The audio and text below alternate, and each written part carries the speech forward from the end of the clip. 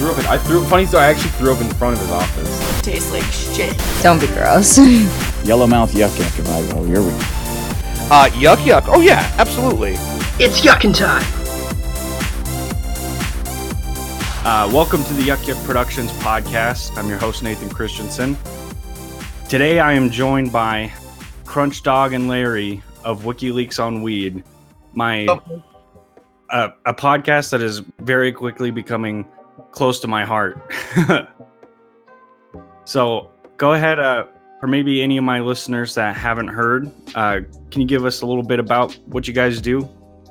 Oh, Christ. Yeah, we talk about octopuses and weird shit. No, what do we do? We delve into a little bit of everything, right, Crunch? Yeah. There's a little bit of a history with Wikileaksonweed. It's the kind of second iteration of the podcast of that name.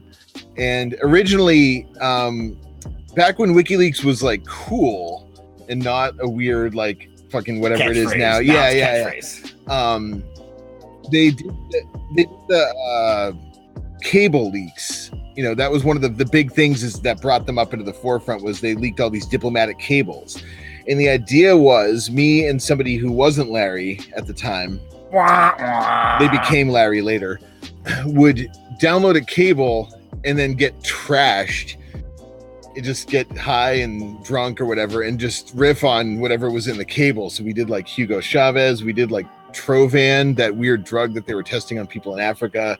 And you can still find those episodes, but you have to dig for them, and I haven't republished them. But those were the days where there were real WikiLeaks. Yeah. And during the 2016 elections, me and Larry would get together and just get stoned and just talk about stuff, because it was just this weird, like, new reality that we were living in, that was this game show kind of weirdness. And we eventually said, I used to do this podcast, and we should fire it back up. Our chemistry kind of melded. So yeah, it turned out, we just sit on your back porch and kibitz and get into stuff. Why don't we? I had this podcast before. Now, a year later, and whatever many episodes into it, and hopefully Larry won't get too stupid and ruin any more of them. But it goes. And now here we are. We're reaching out to the public. We're trying to draw people into to think and use their brains and realize that common sense is something that you actually have to work for. The reason why I was saying we're like on the same wavelength, because there's a lot of money in making entertainment for outrage culture, whether it's on either side. But the better society is in the middle, where people are thinking and being constructive and talking to each other to solve problems.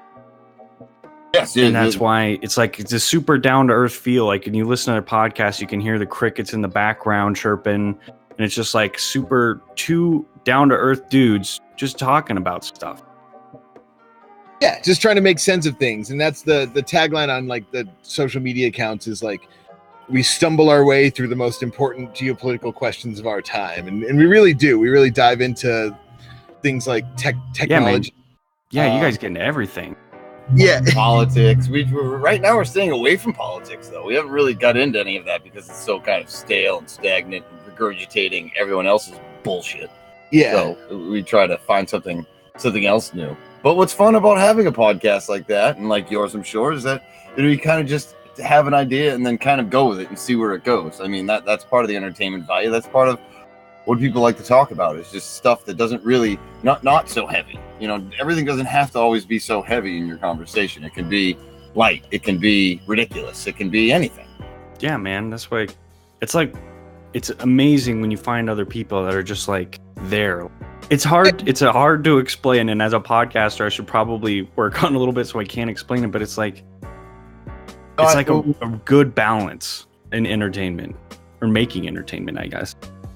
Yeah, and it's cool. It's democratized, so anybody can just put out stuff. And if people want to listen to it, or in our case, if bots want to go and download 600 listens of our episode for some reason, then go ahead. Were they Swedish or Finnish? They were Netherlandian. Well, Dutch, I guess. I hate the Dutch. Wait, what? We got a... one of our episode titles is like, "Don't spam us, you Netherland-assed fucking pay for SoundCloud play dipshits," or whatever. Because it was like, we're like, oh shoot, we got like 400 listens on this one episode. And then I looked at the stats and it was just this one website where people like pay for SoundCloud plays, but we didn't pay for them. Somebody else used it to. It was a weird like beef by up proxy. Yeah, It was just we don't know, but we were all fired up. We were like ooh, and then we were like half those listens on us. Yeah, what is this? And it's always really exciting when you see like a huge jump in your numbers. Like, yeah, it is. Like, yeah, finally. You go back in and you're like, wait, what the hell was I talking about in that topic that actually got people to listen? Because I'm convinced now it's just what you name your episode. I mean, I could be wrong. Whatever you tag it with. I mean, and there's a lot of stuff that goes into marketing it too. Like, because I had Asterios on in my last episode, but the episode before that, the one that has most listens, is just one that I did with my friend Sammy. She does she just sings and plays guitar like local bars and stuff. Like, not a big name at all, but it had like twice as many views as my Asterios episode, even after he like retweeted it a bunch of times. Like, I had way more attention, but the other one just had way more down. So I don't know, man. It's weird. A local touch. And do you get? I mean, the thing about that's key. The thing about podcasting, or the thing about ours, is that we don't get any feedback at all. We get people, that we're reaching out to in the real world.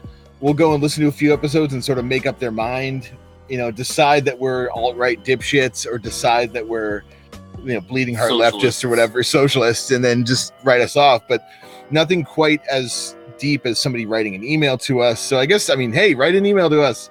But we did get one, didn't we? With that one lady. Yeah. Yeah. I don't know if you know this story, but one of our most avid listeners is a pretty odd story in general. No, but, I'm listening from newest to oldest. Okay. So this would be way back at the beginning. So I'll send you the link to the actual episode, but it's this woman, Angela Ronson, who is technically in a coma, like medically. So our biggest listener is a woman in a coma. And but the story is she had a stroke, and she uses like Blogspot to basically communicate with the outside world because she can like only write. Well, they told her that she would never be able to do anything, and she like willed her finger to move. So now she can manipulate like a mouse slightly. And then she's, worked at it. So now she has her own blog, and she writes stuff about how she was written off and left for dead, and that she's like a miracle, which she is. But yeah, no kidding. Like, holy fuck. He's the only person that's ever like written back to us and reached out to us. Yeah. And then cyberstalks our friend John. So, who is a similar story, a couple odd stories for us, but yeah. The John Sarkin episodes in particular are pretty good. Yeah, he's been on a couple times. He's given us some art. He is a far out dude. Mm-hmm. And he lives right down. What does Sarkin do? So Sarkin is like Larry said, it's a similar story. He was on the golf course one day. He's this uptight kind of chiropractor from Rockport, Massachusetts, and had a heart attack and a stroke, and was in a coma for some number of months. His stroke was more like, people described it as his brain exploded. Yeah. He lost, 60% of his cerebellum or something like that. But then he woke up and was like, give me a pen right now. Yeah. And just started making this really frenetic art. Like, you can Google it, John Sarkin, and see. So his synapses like rewired, and all of a sudden he became like this ridiculous driven artist. Who's manic. But he fucking rewired his whole brain. Yes. Yep. Yes. It regenerated. Well, as your brain, what most of your organs will try to do. And his brain tried to do it and just kind of did it in a different way. Oh, so now, nothing ever grows back the same. I can tell you that much. That's true. Except for octopus. They always grow back their tentacles just the same way once they're ripped off. Yeah, what's because I think I'm only like, I'm probably just gonna have to start them over because I just listen to them before I go to bed, Good. That's good. And fall asleep halfway through them. But I noticed there's a reoccurring theme. Like, if I wake up in the middle of the night, I'll just start hearing conversations about octopus and then go back to sleep. So what's the recurring meme? That's good because I've implanted my experience into somebody else of waking up terrified of octopus. Yes, Crunch is convinced that they are alien life that is trying to take over the world slowly. I believe, right? Was that be accurate? No, I think if I could refine that just a little bit. I would love you. I think if they do gain the power that they're trying to get, then we're fucked. Fair enough. I mean, these creatures will, they squirt ink and you use like jet propulsion to move around in the water, which is weird enough. But they also like change their RNA on the fly. Yeah, which is not something that they can change their form into like a quarter. They have perspective taking, they're creepy little fucks, man. Tell you that much. I don't know about sentients trying to get power, but I could tell you they're creepy as fuck and they have creepy behaviors. Yeah, I'm just afraid they're gonna start talking to the squid. If they can like get the squid all on board, then it'd be trouble. I don't want any Humboldt squid and giant squid come flying out. Oh, they know about the giant squid. They know where the giant squid are. We actually did. They're bros. We did say we might have done about how giant squids could be weaponized. We did that. That was one. Yep. China's man. You guys go over like the craziest shit. Like I don't think you could come up with a more accurate name than Wikileaksonweed. That's just like, and it's like the best concept. That's why I reached out to you guys, because I just saw that you followed me on Twitter, and I was like, I have never even heard of these guys, and so I was just like, I started listening to it, and audio. I have a special kind of autism that makes it so like if the audio quality is not like super good, then it's hard for me to focus on like what's being said, and so I was like, hey, do you guys, and I saw also like you're only on SoundCloud, and I was like, you guys have a killer idea, killer personalities. You just need like that push of quality, and like possibly someone I'll talk about off air is like getting you guys on like Google Play, Spotify and stuff, because that's all stuff that's super easy to do. We just got to get you on there. Spread the word more, man. You guys will take off like a rocket. No, I should say we're on iTunes, we're on Google Play, unless we've been like blocked or something. We're on Stitcher, but shit. I don't think we're on Spotify. So unless Spotify just picks it up automatically from the other two or whatever, but not sure. I don't know. You have to jump through fucking hoops to get it on Spotify. Everything else is really easy. I didn't know you guys were on there. Shit. I literally re-downloaded SoundCloud just so I could listen to you guys, but I use delete that though. I use Podcast Addict on my phone to listen to podcasts. Shout out to Podcast Addict. But it's on there. I can find it there. So if you can find it there, you can find it anywhere. Yeah, I guess. I don't know. Or maybe they just aggregate SoundCloud. But this shows you the level of like, effort that we put into doing Wikileaksonweed. We're both family men and we have day show jobs. Prep is to a minimum. It's like, and I failed in my show prep actually this week, so, but, that's neither here nor there. Yeah. We're still ready to go. But okay. Yeah. I mean, that's something we should look at definitely. And we want to get the word out there, I guess. We want to get your word out there too. It's so cool. Like I said, man, it's hard to explain, but it's like, you guys just get it.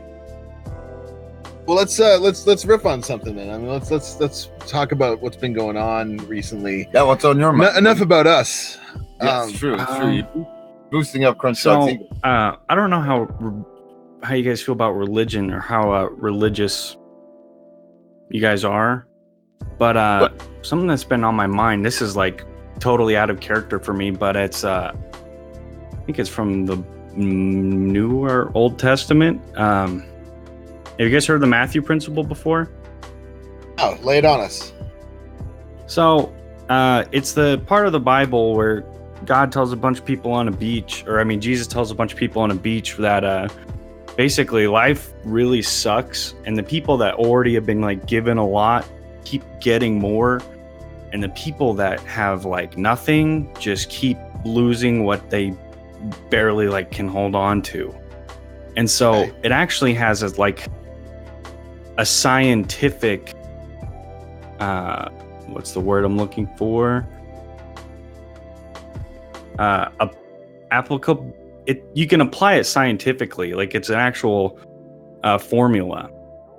and it's like basically 10% of something have half of like all of it. Like only 10% of the world's musicians have like half the downloads, you know, and make half all the money in the music industry. Yeah, I've heard that as the Pareto distribution. That ring a bell? No, but you were also cutting out, so I might have missed something. Pareto, Pareto, and it's not 10%. It's the square root of whatever the number is. So, yeah. So you know, like just as a scientific analog, like it just it's a different ratio, I guess, but it's the same principle.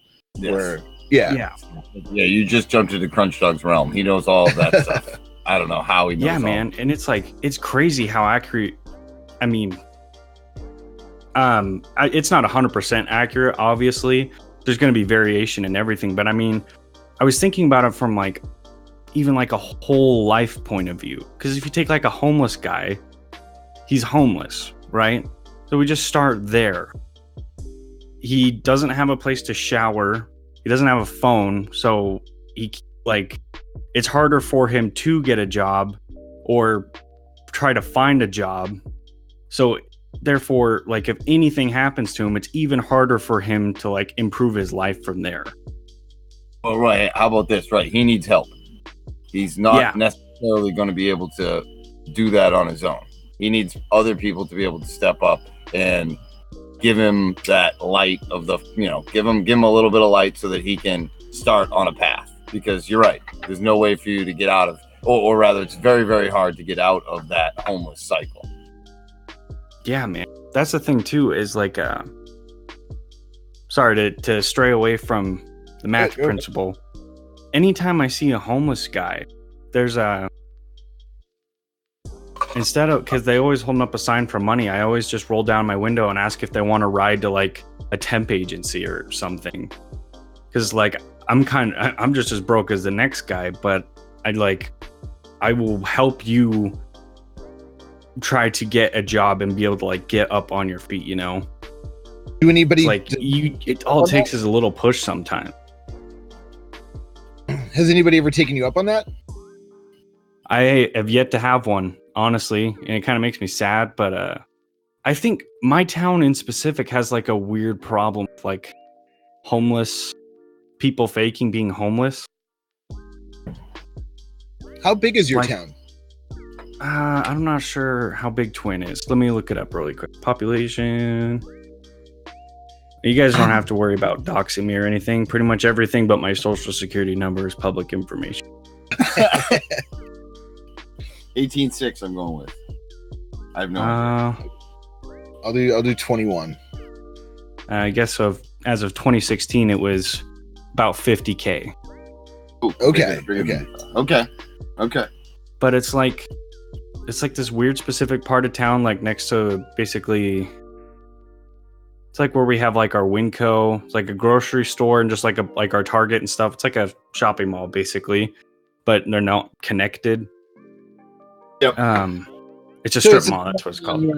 It's something that happens where somebody might be hard up, but they still have a home, but they're unemployed, but they still go out and put a sign up just to kind of panhandle.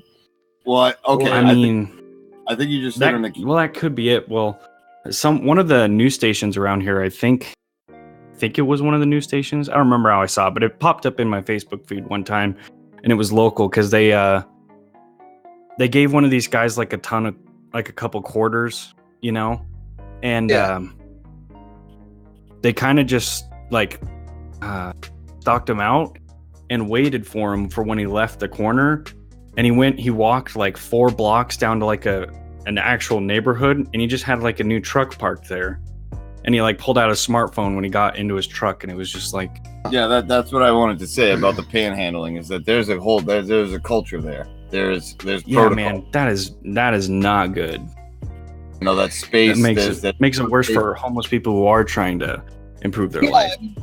I guess my point in giving the person the benefit of the doubt and saying that they were hard up somehow is like, you got to be on some shit to steal homeless valor or to like be driven to have that be your con. Well, I think there's different levels of home. There's people that panhandle and are homeless, but do it out of, and there are people that are homeless, like able-bodied people, you know, they got knocked down and now they're homeless, right? And then they don't even know how to get into the panhandling game, because you can't just go wherever you want and ask for money and hold up a sign. If there's other people doing that regularly, they'll be like, no, this is mine, leave. And then you have to go find your own place. So, I mean, yeah, there's a whole subset of standards involved in panhandling all by itself. So even just I've seen that battle on the street of someone panhandling in someone else's spot. Yeah, I've seen that and too. And it gets vicious. You know, so I don't know. I mean, I'm definitely of two minds about every single person I see with a coin out, with a cup out. Yeah. You know, because it's just like everything else. You have to see it for what it is. Every ad that pops up on your phone that wants to sell you something, you know, the answer is no every single time, which is what it's like for me a little bit with homeless people, where for me, it's a little bit like you're feeding the monster, because the more you give, that's why I feel like it's a great thing too, because it's like we have 8 temp agencies in our town, and all you have to do to go work at any of them is go and pass a drug test. Yep. Like, and that's a problem.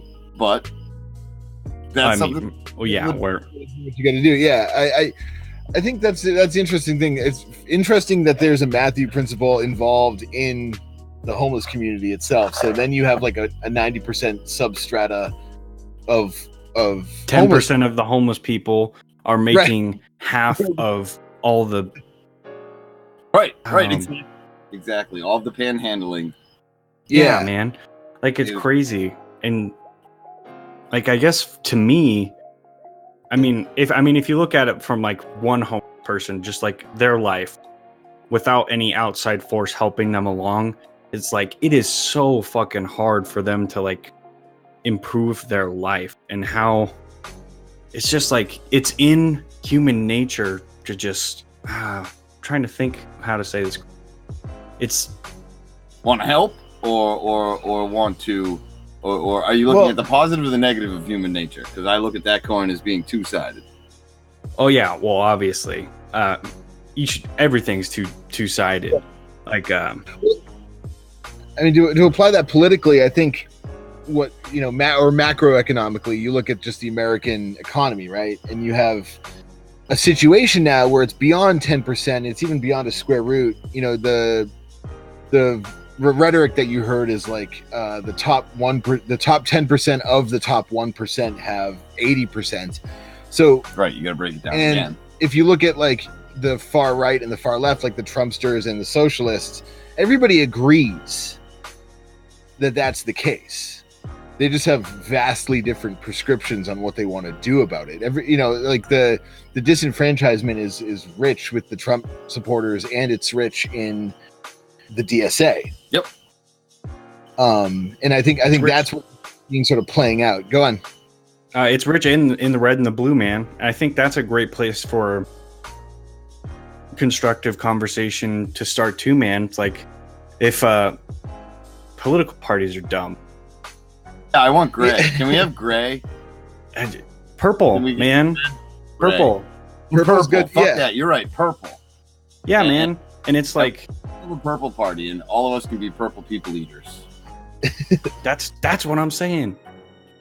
Yeah. We're in the same camp. That's for sure. Yeah, man. We're thirsty for an alternative that isn't the Green Party, that isn't libertarians. Just some sort of and isn't blue and isn't red. Yeah. Happy balance. That's I guess because it's like it's important to me that even like with constructive conversation is that always trying to find a solution to problems.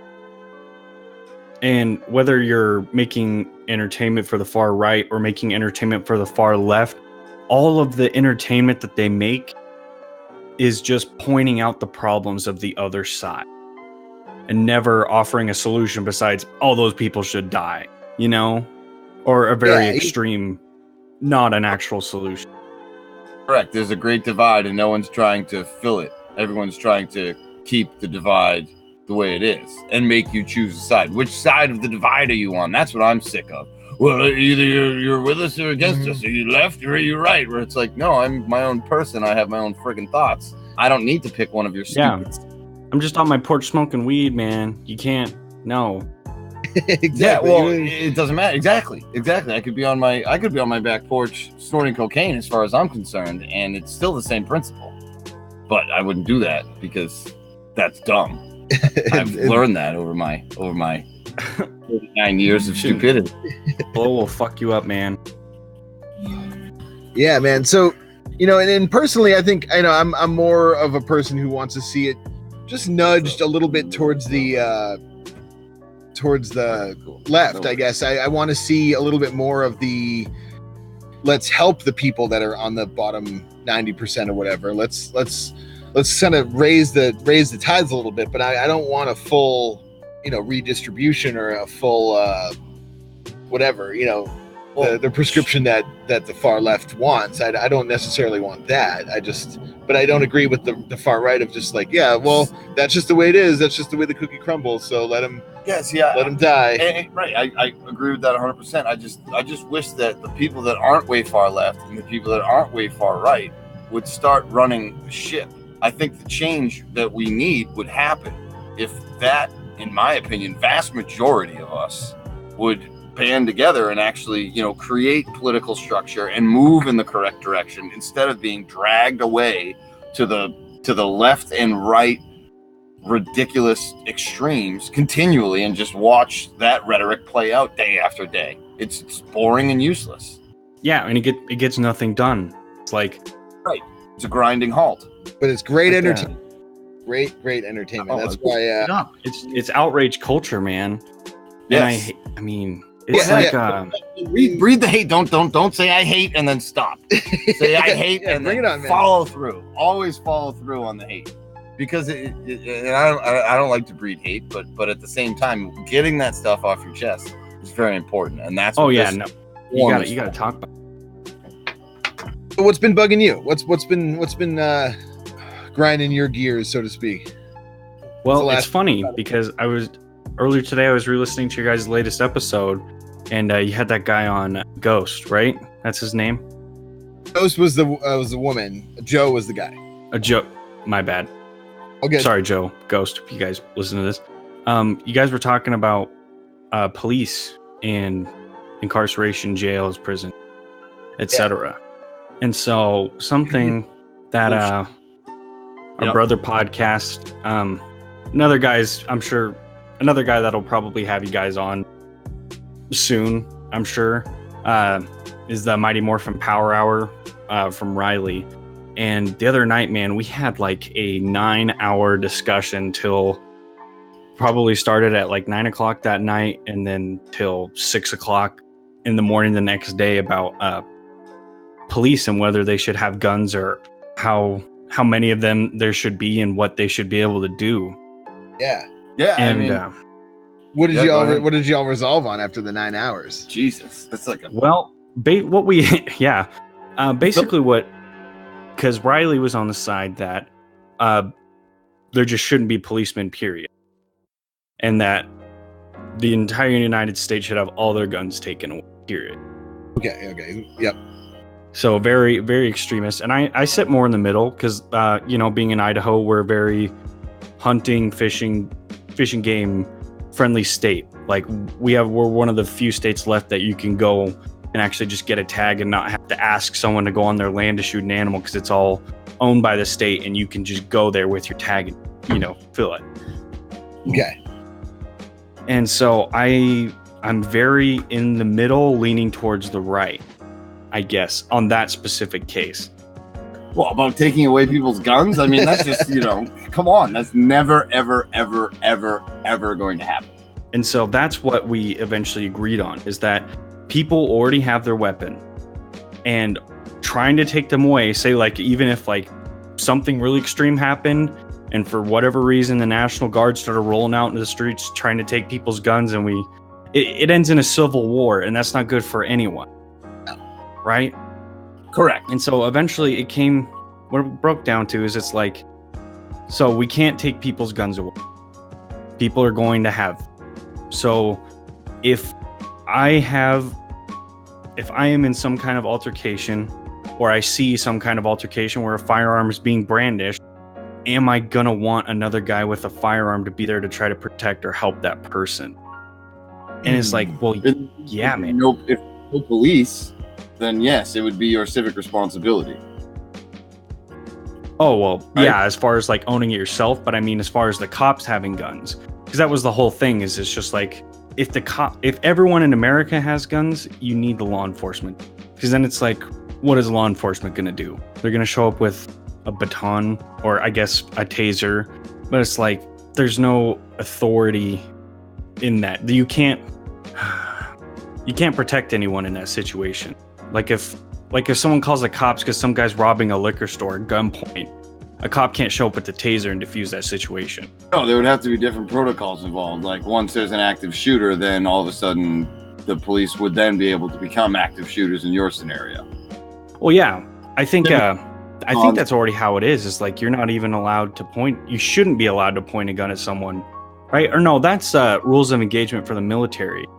You're not allowed to shoot civilians. No one. You can't shoot anyone that's unarmed. Right. That's how it's supposed to be anyway. You cannot fire until fired upon. They yeah. It depends on your rules of engagement.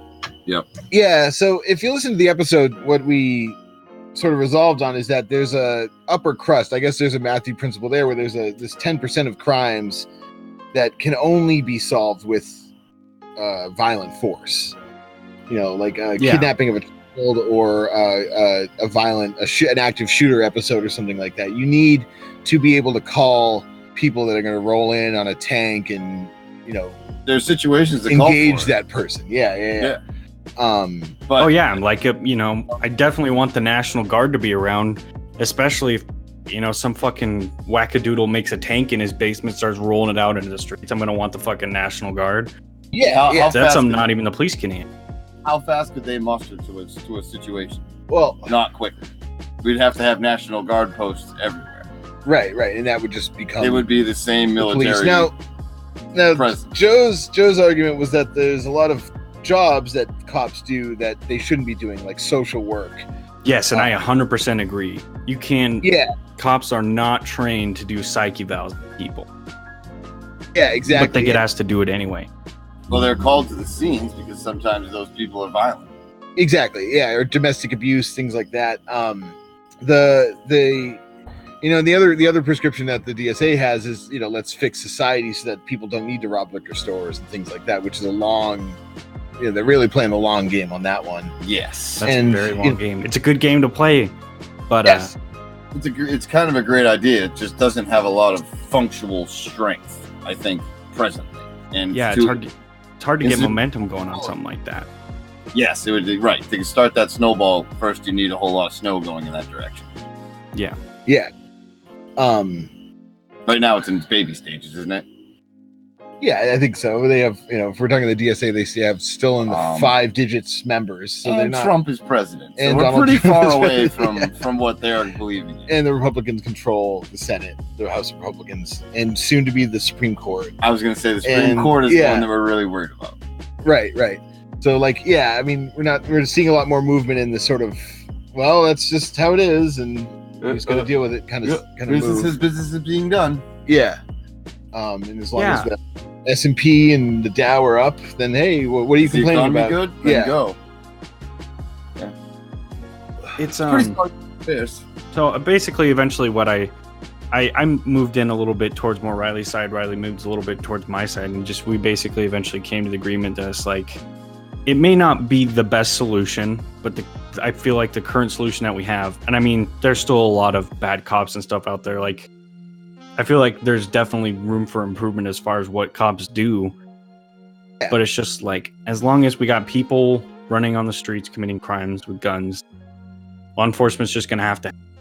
And we can't take away people's guns, so it's like, I guess cops are here for a bit, But I definitely think there needs to be a lot of reform in how. Without a doubt, they need to be trained in a different way. But even the people that I think, even Joe, at the end of our conversation, even though he might not want to admit it, knew that the police are at a very minimum a necessary evil.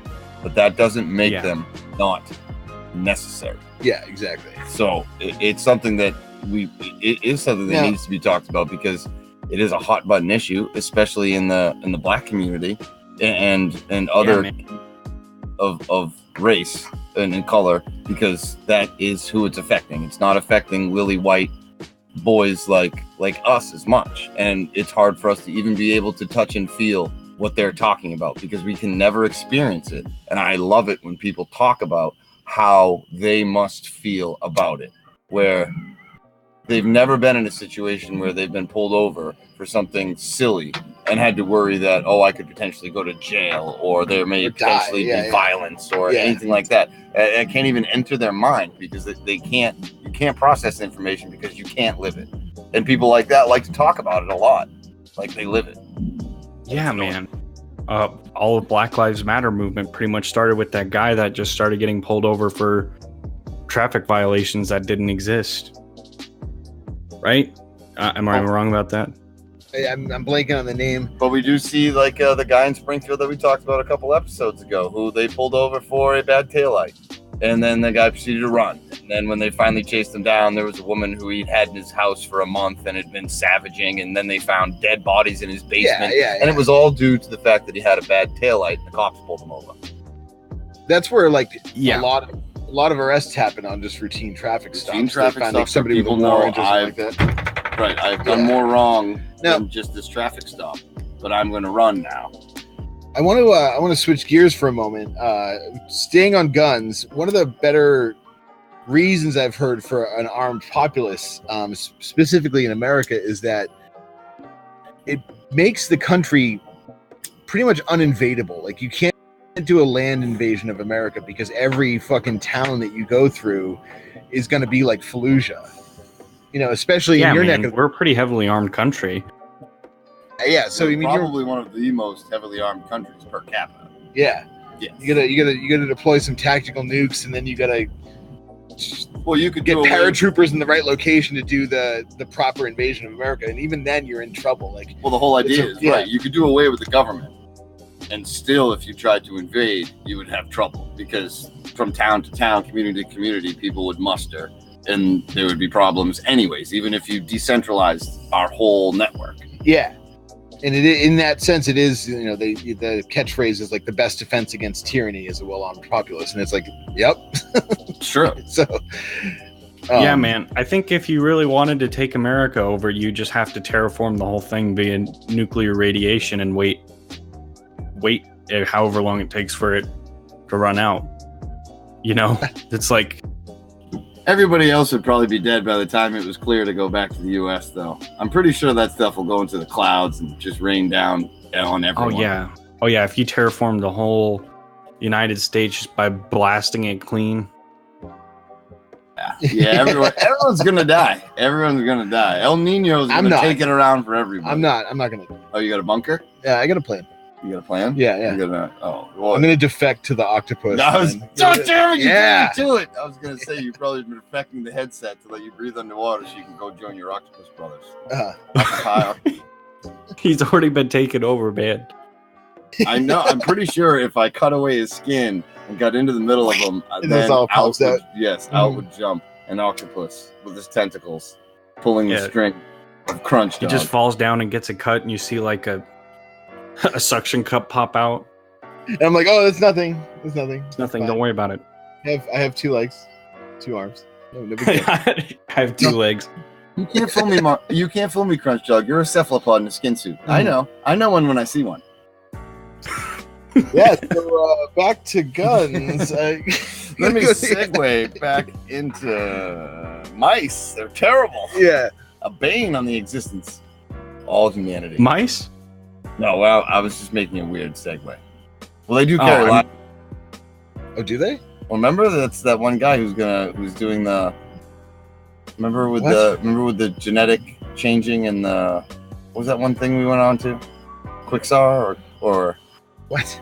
They were doing genetic modification. Oh, the CRISPR thing. CRISPR, that's right. Oh, okay. CRISPR, and then that one guy who's on Martha's Vineyard, who is genetically mutating mice so that they can't transmit Lyme.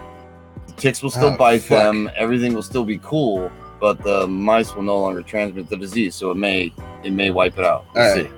Fuck, We'll we got see. mice in our house. I was like nonchalant about it until 10 seconds ago, and now my heart You rate wanna jumped. know up a why? bunch. Smokey passed away. Smokey the bear? No. He's dead? You need a cat. Oh, Spooky. Sorry, Spooky the cat. Oh, Yeah. R.I.P. Spooky the cat. R.I.P. Spooky. Yeah, we but gotta get a new one. We gotta get a mouser. I had mice, and guess what? I got a cat. And guess what? I don't have mice. Yeah, exactly. Oh They yeah. abandoned- Where are you guys located? I'll ship you mine. No, we're good. We're good. We're good. Yeah, I got we're on beautiful Cape Ann, Massachusetts. Yep. Right on the water, just in case the zombies come, we can Yeah. just take a ship. Right there, we just lost half our audience. Wait, why? People are like, "Oh, coastal elites." I don't Oh, think that's true. We are That's true. absolutely coastal elites. Yeah, we can't help it. We were born here. Yeah.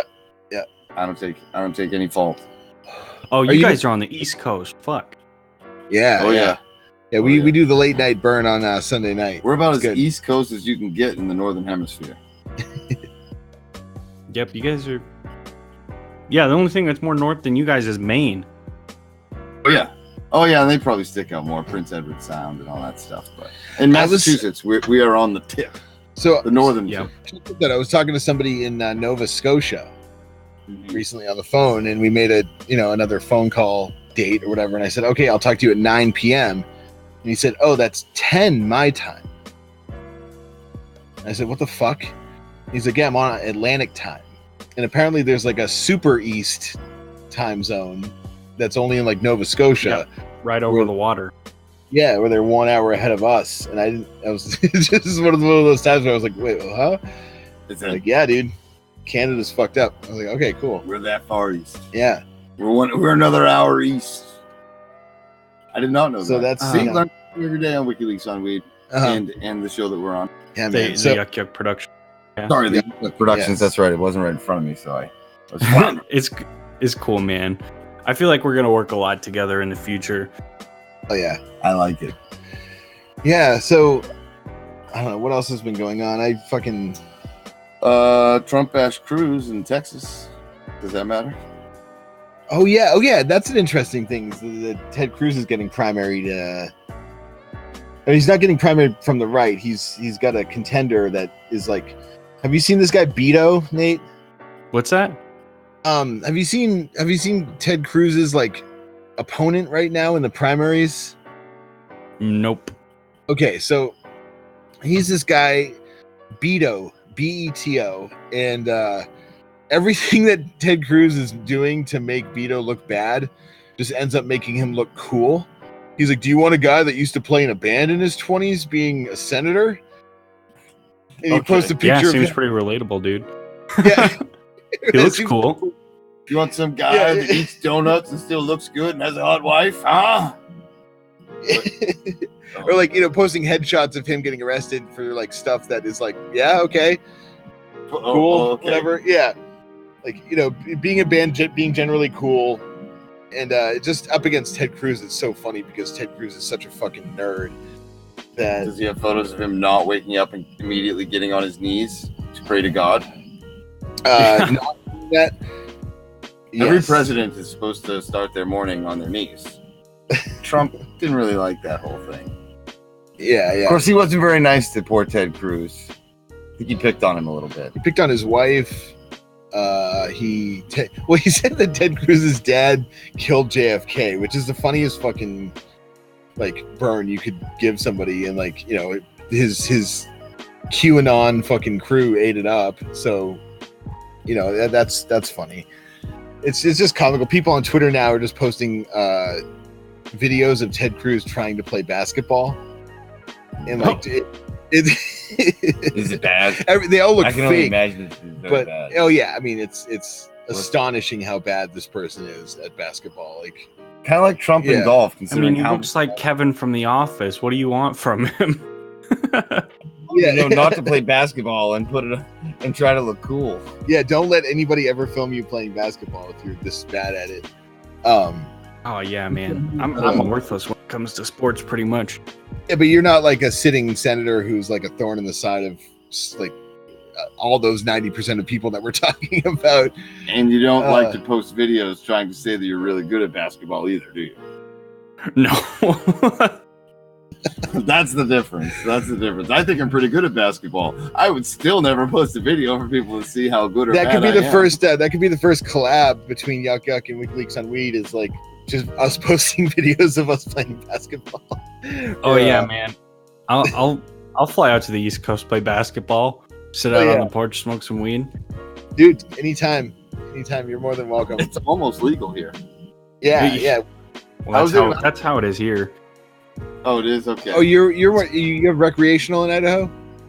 No, we got nothing. But the problem is, Colorado is up to our north, Oregon's to our north, Nevada, it's recreational legal. Like, and they're all surrounding us. So the problem is people just drive 2 hours to go get it and come back. And so they basically just keep on dropping the charges like lower and lower for it. Like if you get caught with less than like an ounce on you now, all you get is like a $60 ticket and they take your weed. Okay, yeah, that's how it was in Massachusetts for a while, right before it got legalized. They decriminalized it. So it was like a speeding ticket, basically. Yeah, that's what it is here pretty much now. I mean, they're forced to, because it's like you're going to throw like all these people in jail that are going to Oregon to get a little bit of weed. Like, no. An ounce is like a lot. Like, you can travel with 3/4 of an ounce, and that'll last me, who's like a habitual smoker, like 3 weeks. Yeah, so that's probably pretty do good. About a month on a Z, yeah. But I don't know. I mean, yeah, that was another conversation. I'm sorry, what was that? Well, the what's going on in Massachusetts right now is this whole like NIMBY, not in my backyard thing, which really highlights sort of the effete liberal with a capital L nature of Massachusetts, because everybody wants to live in a state where it's legal, but then when it's like, okay, so where are we going to put the dispensary so people can go buy it? Everybody's like, not here. We don't do that in our town. Put that over there with those people. Yeah, exactly. So it's funny that it shows people's duplicitous nature a little bit. Where they're like, yeah, sure, why not? Well, I don't want it grown anywhere near where I can smell it, see it, or have to be told about it. So it's a much more social contention in Massachusetts than it is, and I think there's still a bit of the view where if you smoke weed you're kind of a loser. It's like 1970s, like, oh, you stoner. It's a little bit of that. Yeah. But that's lessening because I think more and more old people are picking it back up. So they'll eventually. I mean, it helps old people a lot. That's like, especially like if you get a heavy CBD strain, then it's like your joints move better. You don't feel like you're 70, you feel like you're 50 instead. That's got to be a good improvement. Yeah, it's a wonderful quality of life. I expect to be enjoying that. Cataracts, that's another one that it helps. There's a bunch of shit that, like, I'm not one of those people that's like weed's gonna cure cancer, but there's definitely like proven benefits. Oh yeah, man. It definitely has medical benefits too, but there's like a really stupid like culture around just drugs in general, not just weed, especially around here. Like half of my Facebook feed is just filled up with people sharing like it turns out psilocybin can cure erectile dysfunction and like all this stuff, and that's and it might, but it's like, or DMT like changes this guy's soul, and it's just like, no, marijuana is 100% not addictive, and it's just like, okay, yeah. So you're seeing a cultural movement towards like being open to this stuff. Well, it's a little bit like what Joe was saying last week too, where it was like, you should basically just legalize all drugs, and like, man, let people sort it out for themselves. Yeah, as far as drugs go, that's how I feel about it. As long as you're not like forcing it on kids or anything. Yeah, and the like it goes back to the policing thing where the crimes that they can focus on other stuff besides just busting people driving back from Oregon with weed. Well, it's dumb. Like that shouldn't have to happen. Oh, speak of the devil, Riley just messaged. Hold on one second. Sorry, I got to message him back. Is recording. Boop. But Yeah, no, it's something that really bothers me because it's just like marijuana makes you feel really good, relaxes you. Yeah, Larry's got a whole rant about this, but it's like, people love to compare it to alcohol, but one of the things Larry says is like alcohol has a disease named after it and weed doesn't. Yeah, but it's like I feel like you can like a habitual addiction to marijuana is definitely a thing. Like I feel like if you let it definitely can. It can definitely like ride your life a little bit, But no, it's not like alcoholism where you get chemically addicted to it for where the point, or if you try to quit cold turkey, you could die from. Exactly. And you can kill yourself with it in about 25 to 30 seconds. Yeah. Right. Just shove enough of it up your asshole, you'll die of alcohol poisoning. You can drown yourself in alcohol. You can just take a fifth. Take a fifth and pour it down your throat. Yeah, there's all those kids in college that die of alcohol poisoning their freshman year or whatever. Like you can definitely. No, But and it's just hundreds of thousands of deaths every day due to alcohol related deaths, either car accidents or you slip and fall and break your own goddamn neck. I mean, people don't smoke weed, go home and beat their dog. It's just not part of what you do. Dude, I can't get up off the couch.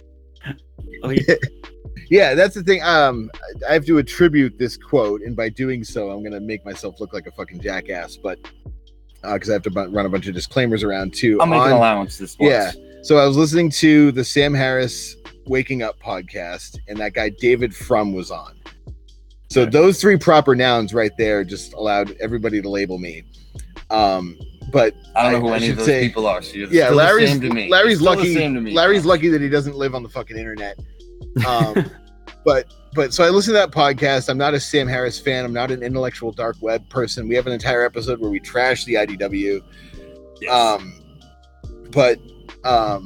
And David Frum used to retweet National Review articles, so he's not somebody that I follow. But he did say about the legalization of weed is that like there is this sort of dream that they're selling where you can just have as much weed as you want. You can look at as much internet porn, game all day, do whatever you want to do, and it's like, yeah, spot the lie in any of that. That's pretty spot on, and I think that's what you're hinting at with like the habitual thing is that there is definitely something you need to be aware of. In moderation, you just still live a life in the real world and interact with you still got to do something to make a living. Can't just jerk off, smoke weed, and eat all the time, play video games. It's like you can being a very productive member of society. And you can only keep it up for so long. Eventually it'll take power or something away.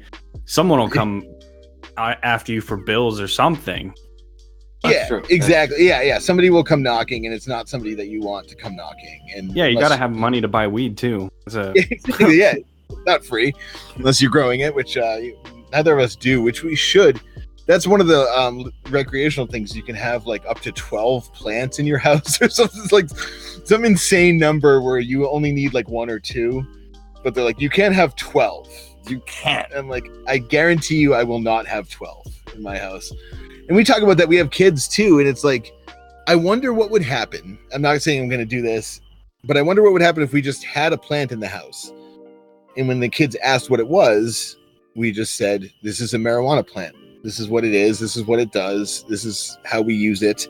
And just talk to your fucking kids openly about it. And what would happen? I don't think DSS would find out, and then you'd lose your children. Yeah, I guess maybe. No, I'm just kidding. DSS would never get to you on that.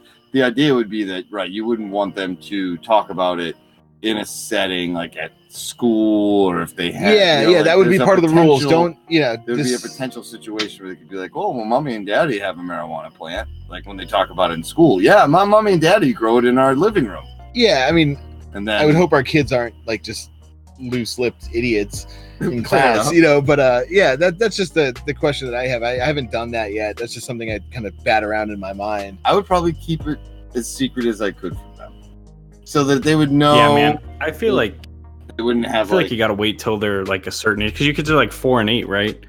Yeah, that's right. No, I said that on the last one. Larry's looking at you like, how the fuck does he know that? I'm like, because I said that verbatim in that's true. The previous episode. Well, mine are 4 and 1. Okay, yeah. yeah, I'm not being creepy. I swear I heard that in a podcast. Because I mean, I feel like that's still even too young.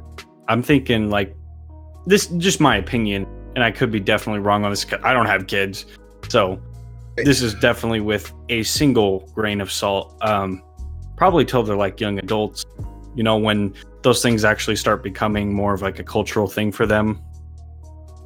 Yeah, exactly. Well, There's a whole I cultural hear piece. Crunch is coming out because now, I mean, that stuff comes out before we think as parents that it would come out. Yeah, so And it's one of those ideas. If you wait too long, it may just be too late. And then you're Yeah, like, that's also true. That's something you gotta look at. marijuana, and they're like, "Daddy, I get high," and you're like, "Oh no, without me."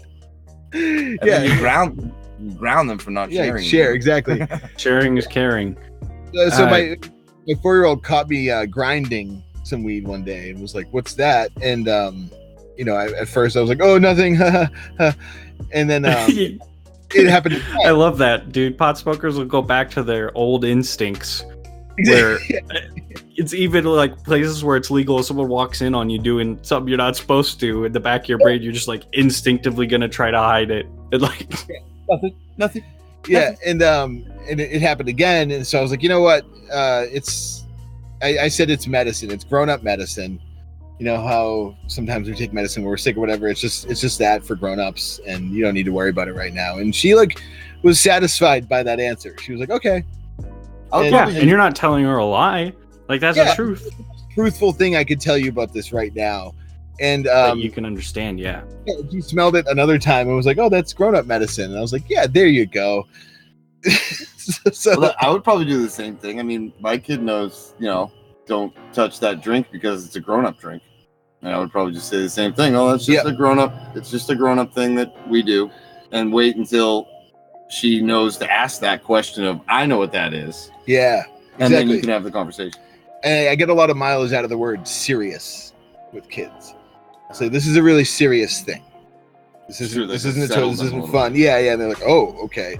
So she'll know to ask. I mean, that's the thing, is that they're observant little creatures and they're sucking in everything and just taking in sponges, everything they can. Yeah. So you have to simultaneously give them more credit than they deserve, and also toe that line of like keeping them in the dark with certain very stuff, big terms.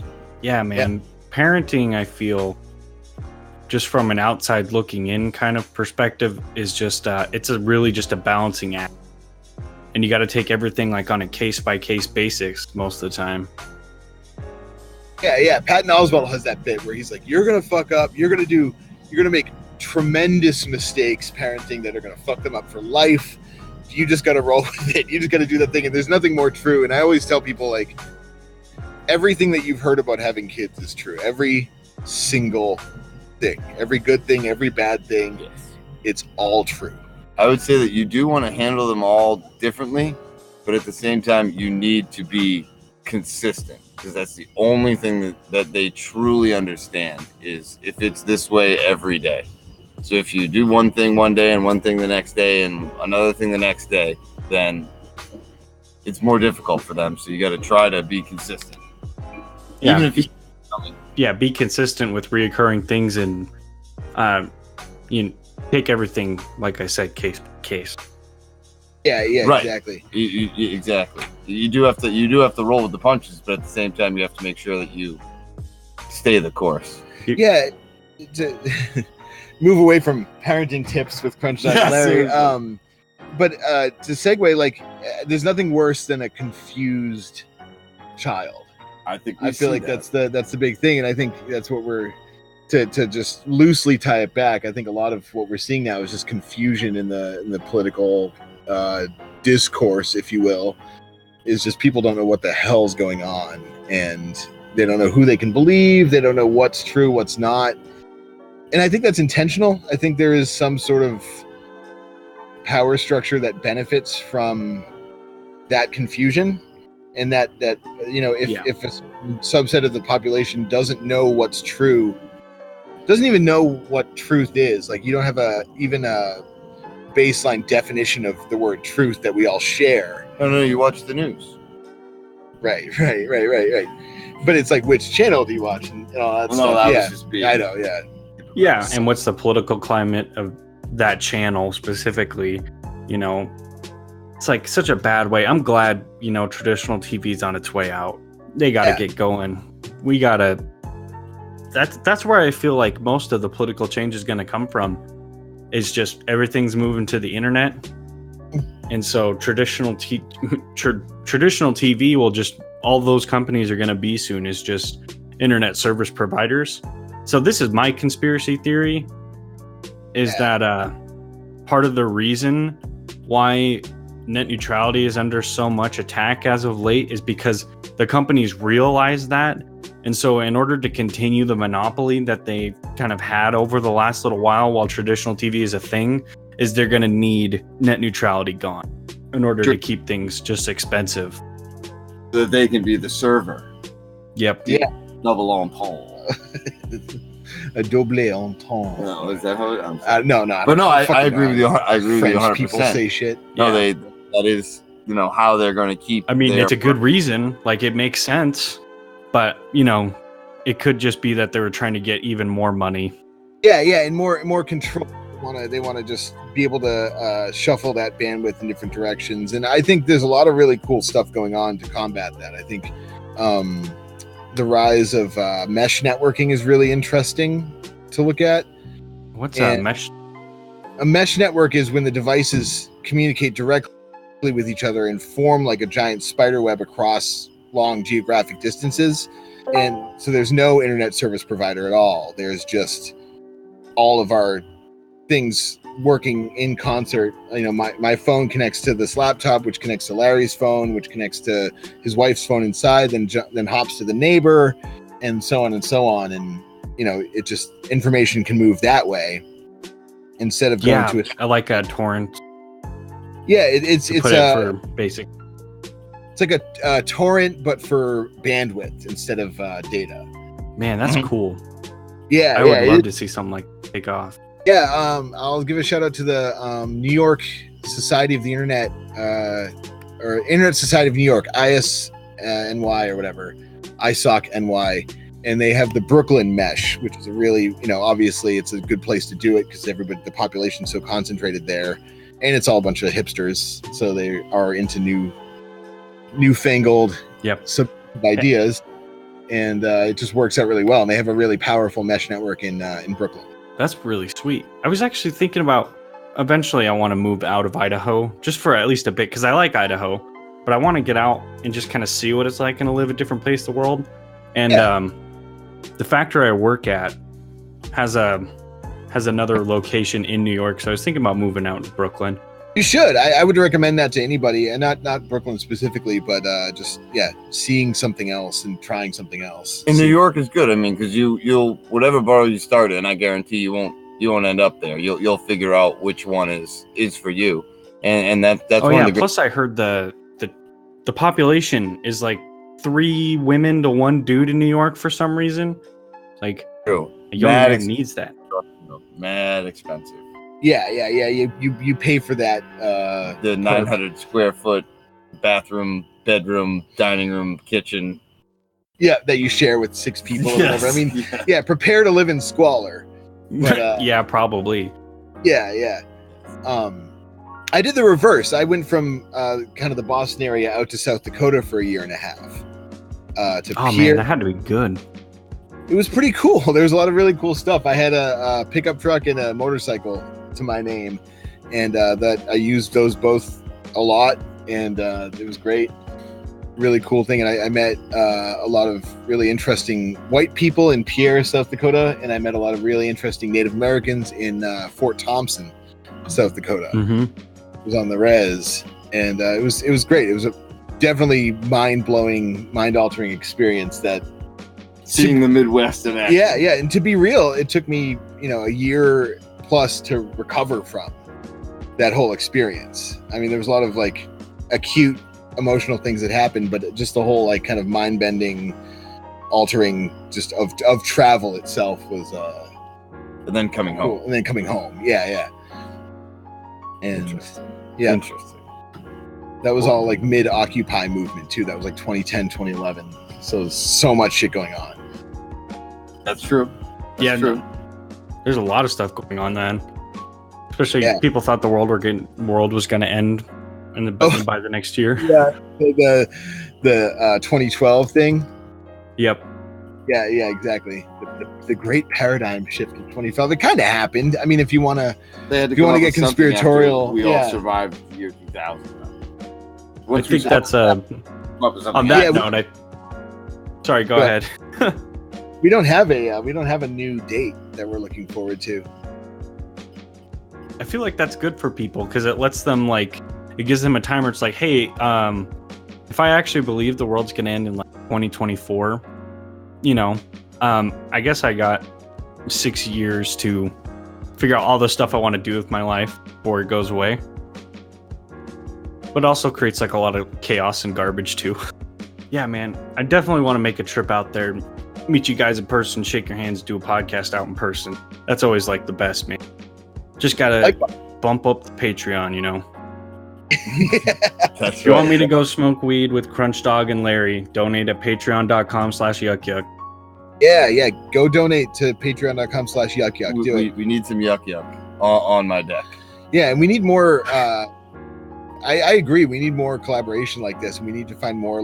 We need to build this community up to. It's true. The podcasting voice needs to find its path. So right now, how many podcasts are there out there? A bazillion. Oh yeah, and they're all doing similar things, going different directions. It would be cool. Maybe we could have the podcast community network.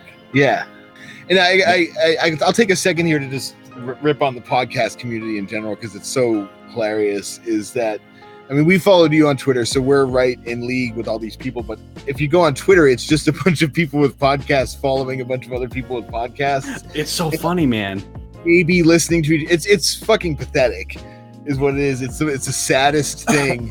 But it's like I said, I'm right there with everybody else. I'm following podcasts. We're slaves to the listen too. Yeah, and look what happened. And here we are. This is the culmination of all that effort is doing this. So it worked out, but it's just funny that it's this weird self-promotional insular kind of everybody wanting to be the next whatever. Oh, speaking of self-promotion, Kim Jong Skill here has reminded me that you guys should probably listen into when Trump and Kim Jong-un get into it on our show, where Crunch plays Trump and I play Kim Jong, and it's one of our few. I skits. think hilarity does ensue, but that's just my personal preference to being stupid. Did you guys do this on an episode of your show? Yeah, we opened with a skit where it was when Trump and Kim Jong-un were going to meet and sit. So we did what that conversation would have been like. And of course, because I named it's an asshole, I have no idea which episode it's on because we didn't say. That's fine, man. You'll find it. Yeah. I'll link you. Our back catalog is a treasure trove of just interesting stuff that you can just dig up. I would go with batshit crazy, but interesting, batshit crazy. It's potato. The whole series that we did in the winter, because we have to move inside during the winter, we move into the garage, is just us holed up in the middle of snowstorms and me being here's the deal with Bitcoin, here's what the blockchain is, Larry, and Larry's holy shit. So we I receive a good education though in the winter. I still have only a vague understanding of the blockchain, but I do get it. The people that make the blockchain have a vague understanding of what the blockchain is. It's I'm glad that now it's and everyone else is worthless to it. Obsolete. Unless you have some kind of background in programming, like me and you, then it's it just lost to most people. Yeah, and it's just such a cash cow. I was talking to somebody on the phone that was a fishing guy that's doing fishing game stuff in Canada. That guy from Nova Scotia was like, "Oh yeah, man, we're doing this thing. We're catching fish and we're logging them, and it's all going on the blockchain." I was like, "All right, putting fish on the blockchain? Yeah, why not? It's verified or something." And I'm like, "All right, cool." It's part of the economy up there. Yeah. So when you catch a 38-inch walleye, you want everybody to know it and for it to be verified. Blue check mark on the fish catching. And it's blue like check mark and fish since 2018. there it is. That's the I should pitch that blue check mark seafood. Yep. That's the you're getting a haddock or whatever. Not like Does it have the blue check mark? Ooh. Yeah. Fishing's a big thing up here. I don't know if people in Idaho know this, but Gloucester, Massachusetts is the oldest fishing port in America, and that's literally like right, a 5-minute drive from where we're sitting. Yeah, we're basically in Gloucester. And the embroiled battle that's going on between the government scientists at like NOAA and other regulatory agencies and the fishermen is like a whole thing. It's a micro political climate. Absolutely. Oh yeah. And the one party's telling them that they have to follow quotas and that there's not enough fish in the ocean, and they're trying to they have good intentions by trying to keep a sustainable fishery going, and then the fishermen are all getting just destroyed by gas costs and also big corporate fisheries coming in. Yep. And man, the mom and pop stuff, and it's like, which direction do they look at to throw their middle fingers up? Right. Well, they don't get a bailout like other similar scenarios. Yeah, farm insurance and stuff, and other things like that. Not just farming, but that would be the biggest one where it's like, okay, well, if you're taking away half the fish that I can catch, can you hook me up? Yeah, because I could go catch those fish. You're just telling me I can't. So yeah, I don't know if you guys like the Joe Rogan experience, but he recently had on like a spearfishing lady. Yeah, the spearfishing lady. You know exactly what I'm talking about. So I told you, same vibes, bro. Same vibes. Yeah. And like, I could give a similar disclaimer about Joe Rogan. I won't. I think Joe Rogan's actually a nice guy. I think it's hilarious. Yeah. I think he's really smart just because he gets to talk to a lot of smart people. Yeah, he's the perfect. I don't think he knows what else to do with the knowledge besides talk about it, Yeah, exactly. Yeah, his job is just to sit across the table from somebody 10 times smarter than he is and just be like, oh, that's cool. That's interesting. And just draw out the knowledge. What do you think about this thing that's kind of going on, Yeah, exactly. And then, and then Chuck Palahniuk or the spearfishing lady will be like, well, and then they'll say something very insightful and interesting. But yeah, the spearfishing lady, I mean, I don't know. She's hot. First of all, she's super fucking hot. Oh yeah, dude. And she makes a living as a spearfisher woman in Quebec or something like that, or up in Canada. And it's like her Instagram is all her, just like holding up huge monster fish.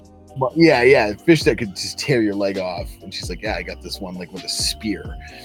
And but she had the whole sort of. Yeah, the whole thing that's going on with the fisheries. And like, they don't, farmers get, not only do they get subsidies. So any fucking Midwesterners out there that are complaining about the welfare state or whatever, you get a goddamn farm subsidy. So stop complaining. And then second, they get insurance. So if they don't make their yield, they get like $100,000 insurance payout. So they're sitting pretty, they're fat and happy, whereas the fishermen get none of that stuff. And that's just they should money.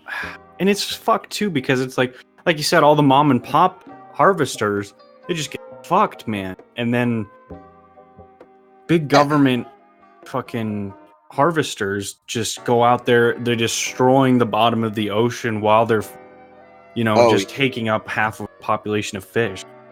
Dragnetting. Oh yes. It's bad. Yeah. Not a good scene. And like, you wonder why all the fishermen's kids are all on opiates and stuff. It's just like, whoa, at least throw sort of subsidy or something like that. Yeah. You don't think about the ties to the opioid epidemic to stuff like that, but like, you are destroying a way of life, and that's going they're making it hard on those families. Yeah. And when it's hard on families have a tendency to turn towards substance abuse. Yeah, exactly. Sorry, I might be triggered by this topic, and I might. So, Larry's shaking his hand. Consider Crunch Dog triggered, but it's a fascinating thing. Too bad. It's a bummer. There definitely needs to be. We as people need to figure out a solution for that problem. At least, in your guys' micro political area, because it's like that has a big long term effect. If you just decimate a population of fish, can't do that. No. And it's funny how you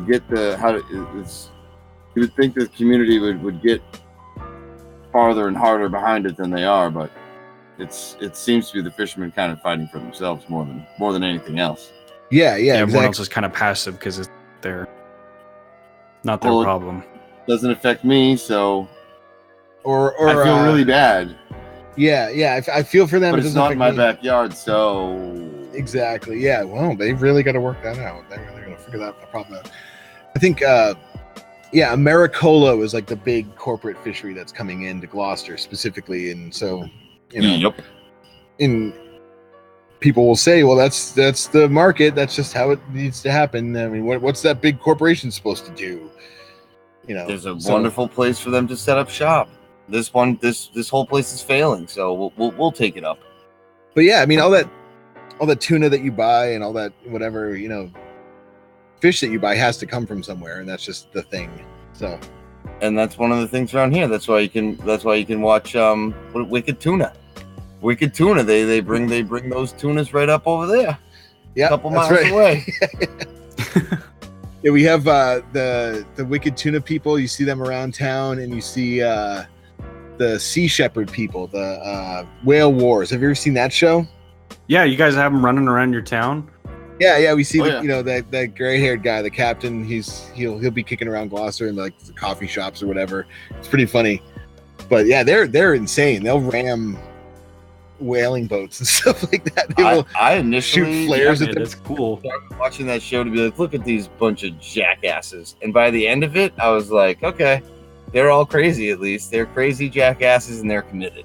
Yeah, and they kept getting better. That one year where they had like that weird little sub ship that that thing was a beast. That thing, and it got the Ishimaru like wrecked it, and then they were like dying in the water, and they were dead at sea anyways. In the thing. There's some dramatization there just because it's TV, but no, man, they're doing a good thing. They're monetizing people outraging for the right things, so yeah, exactly. I mean, I guess that's the one thing that does get me going is like environmentalism and conservation, and I include hunting and fish and game in conservation. I'm not one of the people that's like blind to the fact that you need to control wildlife, and a great way to do that is to give hunting licenses and stuff like that. Like, I think that's good.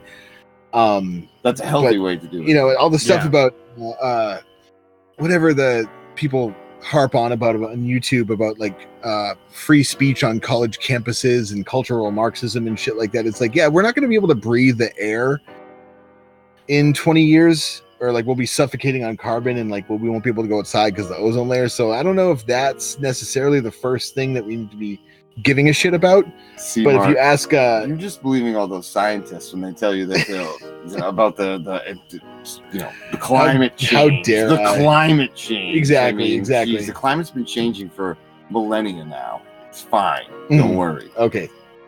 Thank you, Larry. I'm also trying to trigger Crunch Dog again.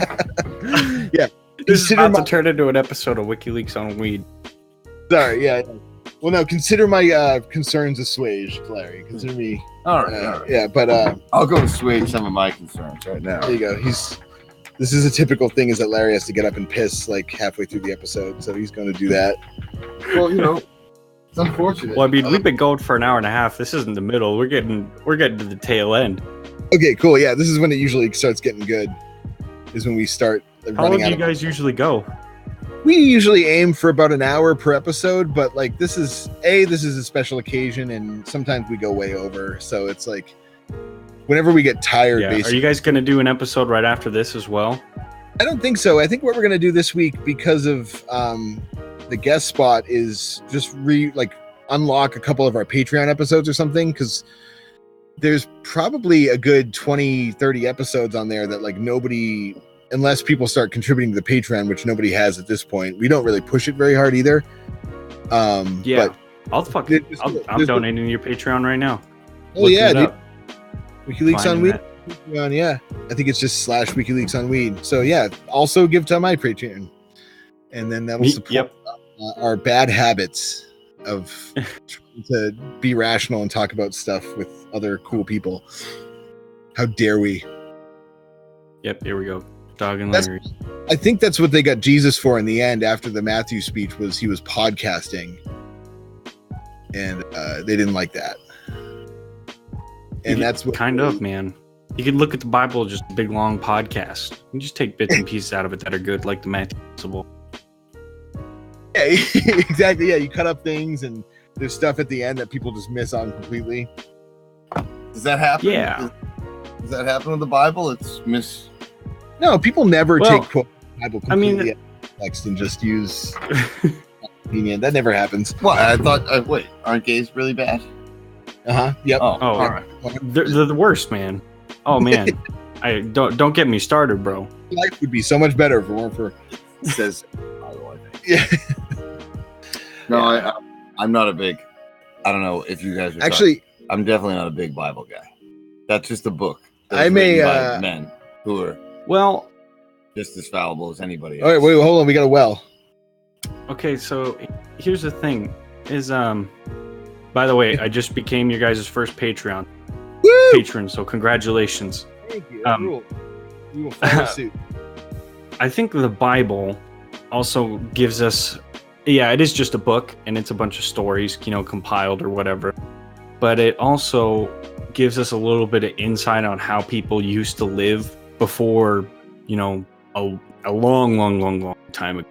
And so I feel like there's definitely morals that you can take from it that are important still, like as a base of society kind of thing, like the Matthew principle. Yeah, that's in there. Did they ever say, "Do unto others as you would have done unto you"? Is that in the Bible? Yes, that's a Jesus quote. All right, well, I like that one. Yeah, no, I hear you. Like, there's definitely things to take from it, but for me, it's not like it's a big introspective thought piece on some of those principles. I mean, it's be good to your neighbor, and don't kill. It's stuff that I think we would know still without the Bible. How about this? We would still know all the stuff the Bible tells us if we never had the Bible. Do you think there would be another book that we would all just be reading and talking about instead of the Bible? Would maybe the Art of War. Yeah, well, written for I all don't know. I slightly disagree because a lot of Western civilization came out of just primarily Christian culture. Sure. That's wasn't it more Roman? Well, they adopt Roman Catholics, so they're Christian. The definition of a Christian is someone who believes in Christ. So, yeah. You hear the term this is a Judeo-Christian society that we live in. Yeah. Basically, is the thing, and I think people complain about the rise of atheism or whatever, but that's still such a minor. Like a vocal atheist is also probably one of the more annoying people that you're going to meet, and also very, very much in the minority. But it's not a Jehovah's Witness. No, it's not a Jehovah's Witness knocking on your door or whatever. That's who you guys remind me of. Do you guys were you guys into Vine when it was still around? You guys know who the LA Turtle is? No, I don't know who the LA Turtle is. I'm already intrigued though. He's he made Vines that just kind of poked fun at stoners. I'll send it to you. I'm sure good. Most people. I said, it's he made this one Vine where it's hello, and it's a dude knocking on a door, and it's a dude in the kitchen. He's hello. That he's he goes into someone that's already in the shower, and he's hello. The person's screaming, he's hey, I'm a Jehovah's Witness. yeah, exactly. Very, very invasive. Yeah.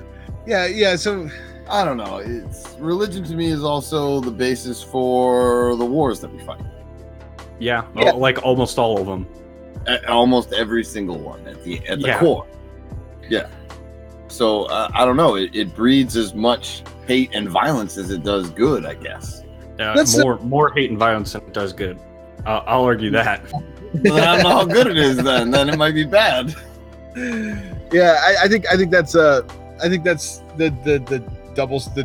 The you know, pros and two- cons. The pros are that it tells us that we should be good to everybody and don't be a jerk. The cons are child rape and war. Yep.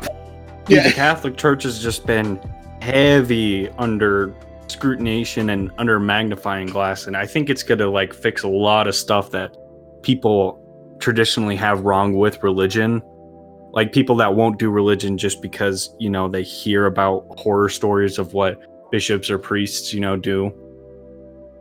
Yeah, there was all that stuff in Pennsylvania that just came out, and I saw a news article about it, but they linked to the grand jury testimony, like the actual document from the grand jury about everything that was going on in Pennsylvania. So me being what meager journalism chops I have, I was like, ooh, a primary source. So I clicked on it. It was 1,300 pages long. Jesus fuck. And I was like, okay, never mind. Just the page count alone was like, oh wow, there's a lot of stuff going on in Pennsylvania. Jeez, It's a lot know of what? kid diddling. yeah. Well, it's And more murder, about- kid murder too. There was nuns that were killing children in one boarding school. So it's just like insane. Whoa, and I was that's- gonna Yeah, say- you can't touch kids and expect them to be quiet about it. You got to take care of that. Yeah, exactly. And I mean, not exactly as in like I agree with that prescription. But Oh like, yeah, no, it's obvious. That's satire. exactly, Right, but that's exactly. the underlying culture that once you peel back that cover, you know, that's not a child sleeping comfortably in its bed. That is probably a child Yeah. sleeping in fear of its own life. Yeah, at that point, I don't care how cool Pope Francis is. Oh no, Pope Francis is in a lot of trouble now. Yeah, he's got He's some been talking about how he's going explaining to clean do. everything up, and this is not looking good. Yeah. So It could be people of the, you know, they leaked it so that Francis would get done away with because they don't really like him because he's not one of them. I believe that. right, I think that I agree with the idea that yeah, like it's good that we're not all bashing each other's heads in with rocks anymore. Like I think that's a good move. There's a few people I There's a wouldn't few mind. people, yeah. Wouldn't mind. But you know, like so religion and like Judeo-Christian thought has got us this far, and I would just say good, thank you.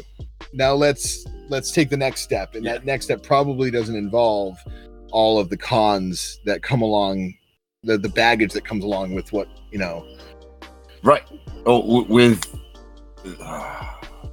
that, it's just the culture. I mean, it's similar to what we were talking about with law enforcement, where there is a culture that's indoctrinated into how our police force goes about its business, and to change it, you have to take away its power first, and that, or you have to somehow rework it so that it realizes that the way it's been doing business for all these years, hundreds and thousands of years as far as the Catholic Church goes, that it's not okay. The way you guys are doing business isn't okay. You have to change. Well, Yeah. But they're not gonna. Nothing. that's will the thing too. Is it's like it shouldn't be a business. It's like See, but that's my point. Where people, right? Nothing will change until people stop going to church and stop giving money to the church. Yeah. That's the only way that it's really people that really believe in the church could actually get the church to change, but they'll never do that because that would mean they can't go to church. So they're screwed. and it's a money thing. I always catch myself when I feel like I'm starting to get really like cynical and glib, and I'm like, oh, it's always all about money, blah blah blah. And then 5 minutes later, I'm like, oh no, I was right. It's always about the money. Yeah, sure enough, man. 8,000 pedophiles in Catholic Church alone. Too much, bro. Document. Yeah. So, Yeah. so 10% of all pedophiles are Catholic priests. Matthew principle. oh no, That- they get, oh god, well, that we know of. they're getting Remember that. 10% of the spoils. Yeah, That's only what we know of. Think about every podunk town where there's some backward ass priest oh yeah, who has been doing this for and is and probably it's dead and has already done all of his dirty deeds. and it's also generational because that person was And they're probably done abused dirt and so on. cheap. Sorry, it's an AC reference. So yeah, I mean, I don't. We probably don't need to get super deep into that stuff, but like, the deeper we get into this religion thing, the happier I am because everyone keeps coming to my team because they keep screwing up their religious. Well, just the Catholic faith. I mean, Yeah. I don't have any problem with Buddhists. I don't have any problem with. I gotta say, there are a few Muslims out there that are definitely not high on the They're more on the rock train than the other train. But I don't really have a problem with Islam as a whole. Most of the tenets of that faith or of the Quran are similar to that of the Bible, and they're both just as crazy when they go crazy. Sure. Yeah. If you look at just the historical time span of just, I'm just saying religions in general. carnage, Like, what do we know about the Buddhists that's bad? Hey everyone, this is your host Nathan. Just a quick break here. We had some technical difficulties while recording, so I apologize for the quality. A couple announcements. I'm moving the $5 tier for Patreons down to $2, so if you want to become part of the intro, it's $2. Sorry for the delay. Now on with the show. I guess. There we go. All right. Okay.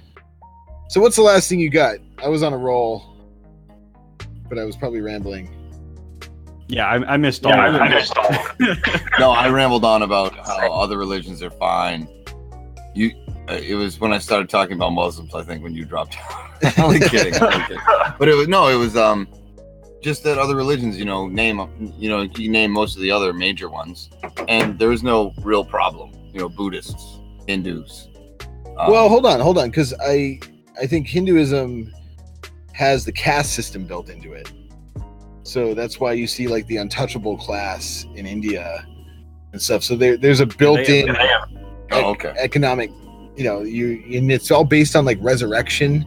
It is based on resurrection. You can be born up or down into the next class up based on your virtuous previous life, and so that carries a bunch of shitty baggage too. So yeah, but they worship. They worship cows. Cows are sacred, yes. Well, regardless what they worship, they have like a weird, it's like an economic racism kind of thing. It's like a class, that class system's kind of just fucked, man. Like I cannot get on board with that. But what do we live in?